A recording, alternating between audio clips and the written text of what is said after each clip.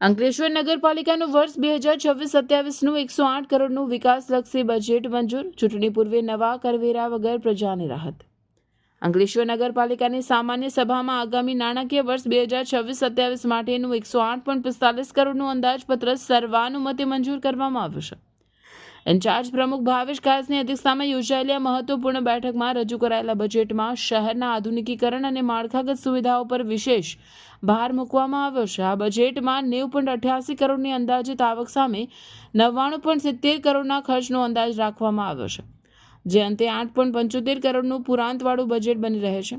સૌથી મહત્વની બાબત એ છે કે વધતી જતી મોંઘવારી વચ્ચે નગરપાલિકા દ્વારા કોઈપણ પ્રકારના નવા કરવેરા લાદવામાં આવ્યા નથી, જેનાથી શહેરના મધ્યમ અને શ્રમિક વર્ગના નાગરિકોને મોટી આર્થિક રાહત મળી છે.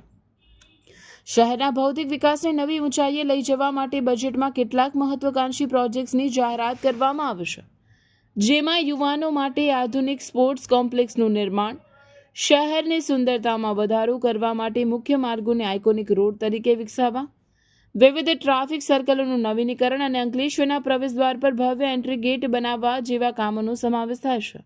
આ ઉપરાંત પાયાની સુવિધાઓ જેવી કે ડ્રેનેજ, સ્ટ્રીટ લાઇટ અને પાણી પુરવઠાના કામો માટે પણ બજેટમાં પૂરતી જોગવાઈઓ કરવામાં આવી છે. સ્થાનિક સ્વરાજ્યની આગામી ચૂંટણીઓ પૂર્વેની આ છેલ્લી સામાન્ય સભા હોવાથી શાસક પક્ષે કરવેરા ન વધારીને જનતાનો વિશ્વાસ સંપાદિત કરવાનો પ્રયાસ કર્યો હોય તેવું રાજકીય વર્તુળોમાં ચર્ચા રહ્યું છે.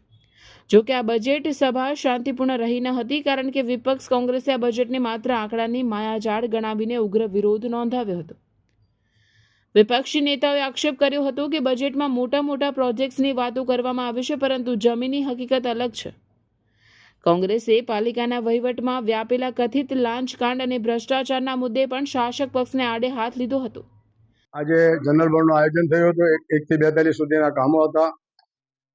તેની અંદરમાં જે ગઈ ફેરી 1 જ મિનિટની અંદરમાં બોર્ડ નવા પ્રમુખ જે હતા અમારા એકદિન સુલતાન, એણે 1 જ મિનિટની અંદરમાં બોર્ડ પૂરી કરેલી હતી. અને જે બોર્ડની અંદરમાં કામો થયા તે કાર્યરત બી થઈ ગયા. એટલે 100% 70નો ગુનો દાખલ થાય છે અને બધા પર વસૂલી આવશે. અને આ જે બોર્ડ આ બોલાવેલી હતી, જે 1 મિનિટની અંદર તે કેન્સલ થશે. કામ નંબર 2 ની અંદરમાં જે બજેટની બી હતું તે 108 કરોડ રૂપિયા.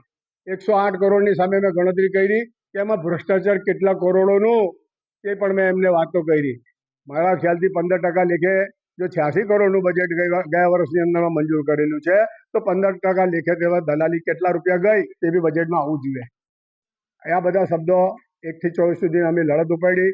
બીજો તળસ્તા સર્કલ ઉપરમાં જે શોપિંગ સેન્ટર છે તે જર્જરિત હાલતમાં છે. તે 75 દુકાનો છે તે તોડી પાડવાની છે અને તોડીને નવા નામથી એને બનાવવામાં આવશે એવું બોર્ડની અંદરમાં આ લોકોએ નિર્ણય લીધો. પછી કોઈના રાજકીય દબાણના હેઠળમાં આવી ને કંઈ બીજું વેતરું નહીં રમાઈ જાય તે બી જોવાનું રહેશે.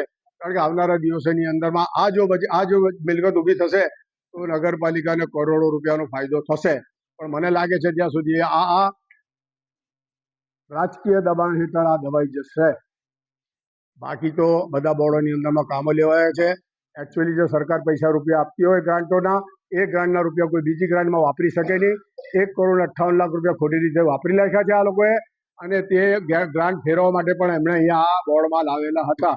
હવે જોઈએ આવનારા, અમે તો આ છેલ્લી બોર્ડનું આજે છેલ્લું ચિત્ર હતો. આવનારા બોર્ડની અંદરમાં કોણ આવે છે, કોને સત્તા અંકલેશ્વરની નગરપાલિકા આવે છે, પણ એમણે જબરજસ્ત દલાલી ખાધી છે. 5 વર્ષની અંદરમાં જેટલા બી પ્રમુખો અને કારોબારી ચેરમેનોને બધા બેસ્યા, એમને લાખો રૂપિયાની ભ્રષ્ટાચારની નીતિ અપનાવી પોતાનું જીવન ગાળ્યું છે. બાકી અંકલેશ્વર દીવા ગ્રામ પંચાયતની હદ વિસ્તારની અંદરમાં કેટલા રોડો બનાવવામાં આવ્યા, ડેનેજો નાખવામાં આવી, પણ ત્યાંથી વસૂલી લેતી નથી. જો તમારા રૂપિયા ભરવામાં નહીં આવે તો અંકલેશ્વર નગરપાલિકાના ઘરો અને દુકાનોને સીલ મારવાનો કાર્યક્રમ આજની તારીખે પણ ચાલુ છે. હવે જુઓ તો ખરી આ દોભાગલી વાતો કે કયા બીજાને ત્યાં બધું આપવાનું, ગોળ આપવાનું ને અહીંયા સોટી આપવાની. વિપક્ષનું કહેવું છે કે માત્ર ચૂંટણી જીતવા માટે જનતાને લોભામણા વાયદા કરવામાં આવી રહ્યા છે. અમારા દ્વારા વિરોધ કરવામાં આવેલ છે. કેમ કે ગઈ વખતે પ્રમુખશ્રીએ અમારા પોતાના 4 કામો હોવા છતાં પણ 1 મિનિટની અંદર બોર્ડ પતાવી દીધી હતી. એટલે કે એટલા બધા કામોની અંદર ખરેખર લોકશાહીની રીતે જો જોવા જાઓ તમે, એની અંદર ચર્ચા કરવાની હોય છે. અને આ પણ એક સંસદના પટલ જેવું હોય છે, જેવો લોકશાહીની અંદર સંસદમાં લોકસભા અને રાજ્યસભામાં જે રીતે ચર્ચા થઈને જે બધું પાસ થાય છે, એ રીતે વિપક્ષને કોઈ મોકો નહીં આપ્યો, વિપક્ષને કોઈ રજૂઆત નહીં કરી અને 1 મિનિટની અંદર બોર્ડ બતાવી દેવામાં આવેલ જે ગેરકાયદેસર અને બંધારણની વિરુદ્ધનું કામ કરવામાં આવે. બીજું કે 108 કરોડનું બજેટ. હવે આની અંદર આપણને હસવાનું આવે કેમ કે શબ્દો અને આંકડાની રમત કે બજેટ પહેલા તો કોઈને કઈ ખબર પડે જ નહીં અને પહેલા અમારા આજે દિવ્ય ભાસ્કરની અંદર આવી ગયેલું છે કે કોઈ વેરા વધે નહીં. આ બજેટ લીક થઈ કઈ રીતે થયું? બજેટ ખરેખર લીક નહીં થાય તો આ બજેટને લીક કઈ રીતે કર્યું? અને આ બજેટ ખાલી આ બધા ઝાંસા છે, આંકડાની રમત છે. અને 108 નો આંકડો એટલા માટે લાવ્યા કે 108 ની અંદર આ વખતે છેલ્લું બળ હતું એટલે સભ્યોને 108 બોલાવીને રવાના કરી દીધા. બીજું કે એટલા બધા કામો છે કે જેની અંદર અમે વિરોધ પણ કર્યો છે. હવે રિપેરિંગ અને નહીં જેવા કામો આ લોકો બોર્ડમાં લઈને આવે એની અંદર અમને પણ શરમ આવે વિપક્ષને કે આ ખરેખર તો આ કામો બોર્ડમાં લેવાય જ નહીં અને આનો નિકાલ આવે. ગાડીના ટાયર તમે માર્કેટમાંથી રોકડેથી લઈ લો, બિલ મૂકો અને આગલા બોર્ડની અંદર તમે ખર્ચો લો.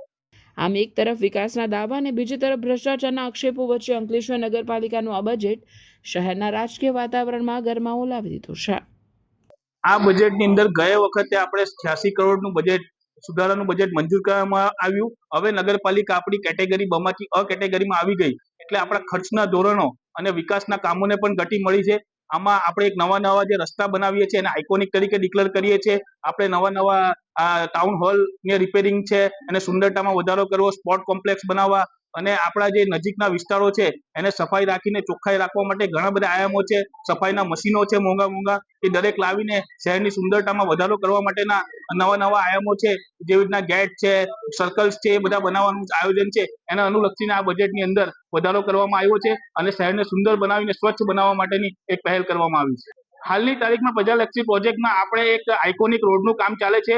જે રોડની સાઈડ પર જે કાયમ ધૂળ ઉડતી હોય છે અંકલેશ્વરમાં એને રોકીને એની અંદર પ્લાન્ટેશન કરીને બ્લોક કરીને અને બીજો એક નવો આયામ તરીકે આપણે સ્પોર્ટ કોમ્પ્લેક્સનું આયોજન કરીએ છીએ જેનાથી અંકલેશ્વરના રમતવીરોને, યુવાનોને, વડીલોને એક રમવા માટેનું સ્ટેન્ડ અને એક સારી જગ્યા મળી રહે, સૂચ સગવડ અને દરેક જાતના વ્યવસ્થિત રીતે ત્યાં આયોજન થાય એવા આયોજન સાથે આપણે નવા સ્પોર્ટ કોમ્પ્લેક્સનું બી આયોજન કરી રહ્યા છીએ.